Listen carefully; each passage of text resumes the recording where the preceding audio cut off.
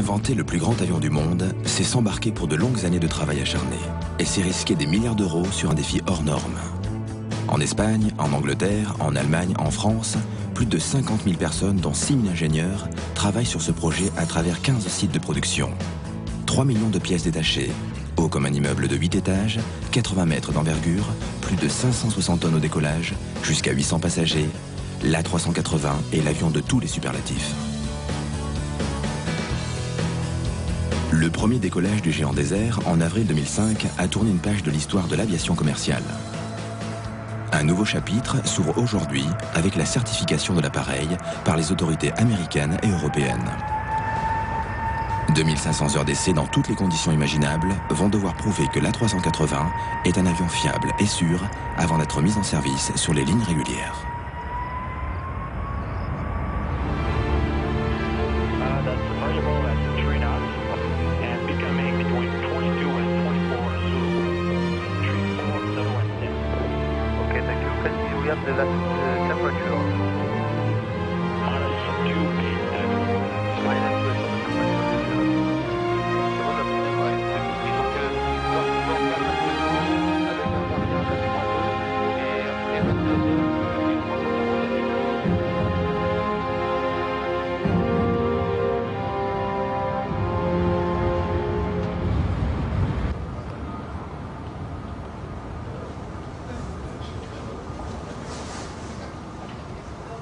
Moi, je suis un ingénieur amoureux de son métier, qui adore le métier d'ingénieur, qui adore voler également, et puis qui adore les moteurs. Voilà, j'ai tout dit.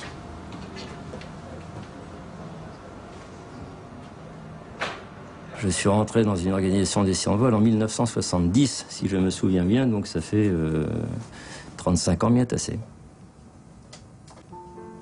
D'ailleurs, comme me disait ma femme, t'as pas de mérite à être bon puisque t'as jamais fait que ça.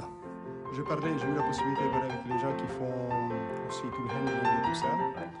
On va pas avoir de soucis pour le groupe de parc. Donc pour tout ce qui est carburant, il y a assez de carburant pour assurer la mission largement. Je prépare avec l'aide d'Emanuele, qui est également ingénieur navigant d'essai, tous les essais qu'il faudra réaliser à Medellín. Et deuxièmement, je suis chef de mission sur cette mission, donc je m'occupe également des aspects annexes tels que la logistique, la sécurité, etc. C'est un aéroport moins trafiqué, et donc où on aura un peu plus de liberté pour pouvoir faire nos essais sans embêter les autres et sans être embêté par les autres. Il y a moins de trafic à Medellín, oui, ça c'est inattendu. Oui, trafic, disons. Le trafic, oui, trafic aérien, disons. Après, s'il y a d'autres trafics, je ne sais pas, je n'ai pas investigué.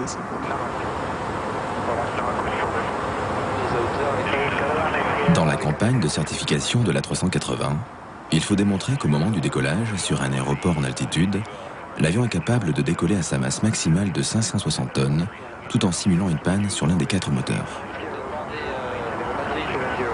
Oh, qu'est-ce que c'est mignon! Regardez en dessous, on dirait un paysage de fées. Ah oui, c'est fantastique, c'est le lac. Oh là là là là! Medellín se trouve à 7000 pieds, donc on va essayer de vérifier comment se comportent les moteurs à cette altitude, dans l'air raréfié.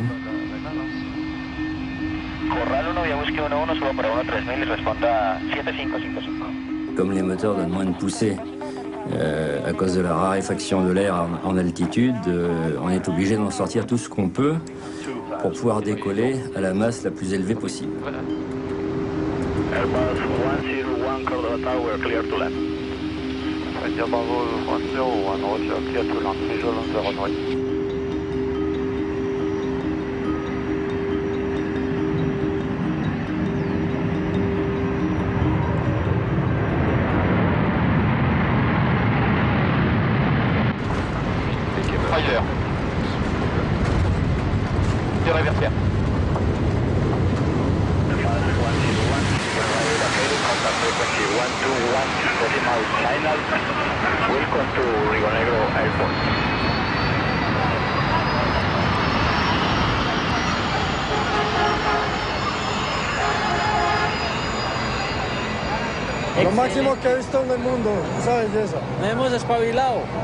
C'est le plus gros que j'ai jamais vu.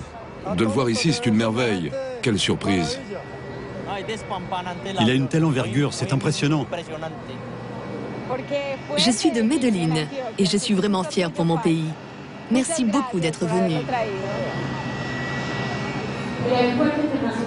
L'aéroport international José María Cordova, le département d'Antioquia et la communauté du Rio Negro souhaitent la bienvenue à la compagnie Airbus pour la présentation de son nouvel avion, l'A380. Veuillez maintenant vous lever pour écouter l'hymne national de la République de Colombie.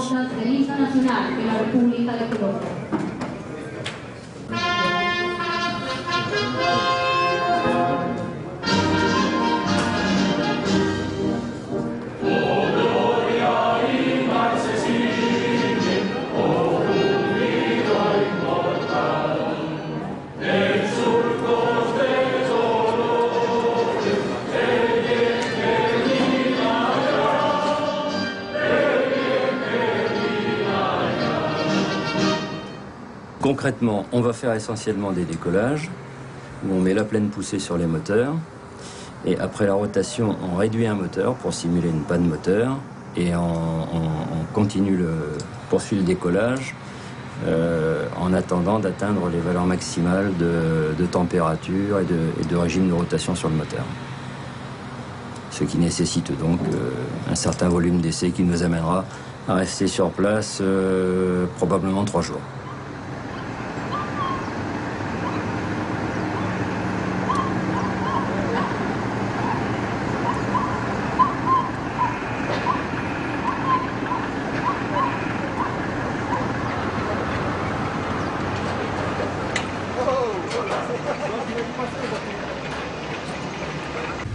Allez. Barre sol. Ouh. Ça commence.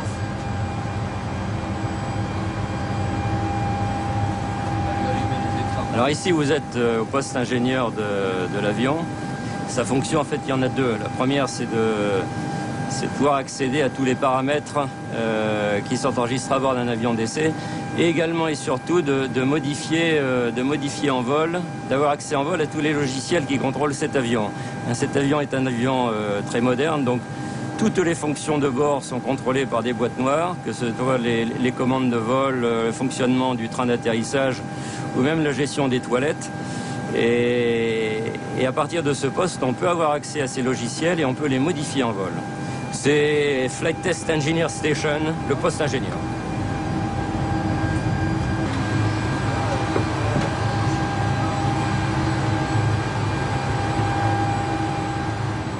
Moi, j'aime bien les avions, donc sinon je ne ferais pas ce métier sans doute. Et je voulais faire les pilotes. C'était pas possible parce qu'en fait, je rentrais pas dans les avions de chasse. J'avais les jambes un peu trop longues.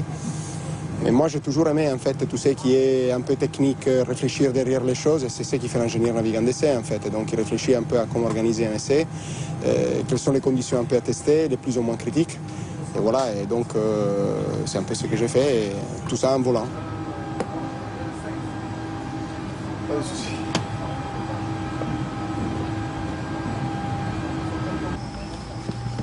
Je pense qu'on peut briefer quand même, non? Oui. Allez, bon, on s'est fait un briefing rapide en fait sur ce qu'on doit faire.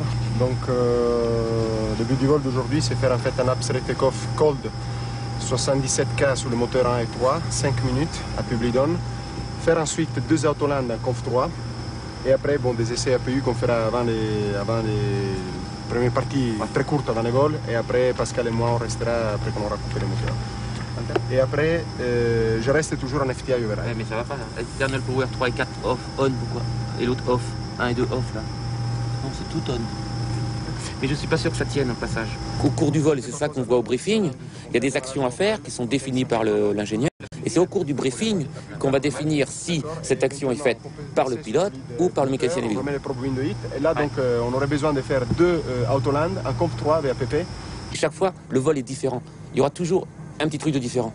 Donc c'est pour ça on reste dans la boucle en faisant un briefing tous les jours avant le vol. Donc le sol du poste? Oui. Vous faites le démarrage du moteur 4? Pour le moteur 4, c'est OK. Démarrage. Le sol, on démarre le 4. C'est OK pour le 4. chuté à 6 l'application. Ouais.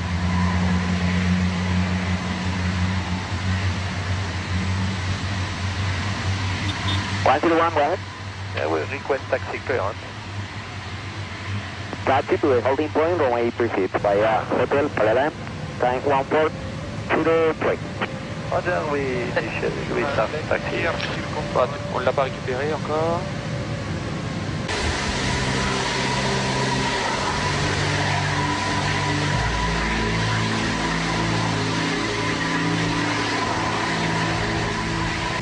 Je crois que c'était 14. Hein. Appliqué.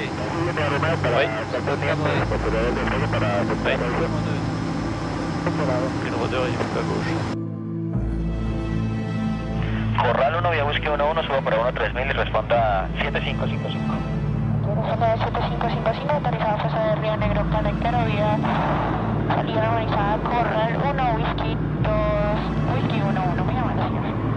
135, thank you very much. Trop fort, il n'y a personne. Personne au final. Attendez un instant. Ah, ouais. Ça lit pas? Je sais pas, la sonde de température du moteur 3 déconne complètement, elle dit 52 degrés au lieu de 20. Je me demande quel effet ça peut avoir sur la prête. Ouais. Qu'est-ce que ça va faire? Il va prendre un mauvais T20. Il va prendre un mauvais T20, il va avoir un mauvais TPR. Et peut-être il ne va pas nous donner en fait les mêmes énormes que les autres. Parce qu'il se voit au-delà du corner point. Et qu'est-ce que tu veux qu'on y fasse? On peut essayer un reset FedEx. Un peu de chance, mais... Je suis en train de configurer. Negativo, no hay ninguna restricción. Ok, 101. Therefore take cover on with V6, QNS V026. Ça s'arrange. 3, 2, 1, top. Sauvegarde, Disregard. Continuez. Ça s'améliore. Power set. Tout va bien. Au décollage, à environ 40 pieds de la piste, les pilotes vont couper l'un des moteurs. Et les ingénieurs vont observer les réactions des trois autres afin de voir s'ils n'atteignent pas des températures trop élevées à la poussée qu'on leur demande. L'avion est à pleine charge. 35 pieds. 35 pieds.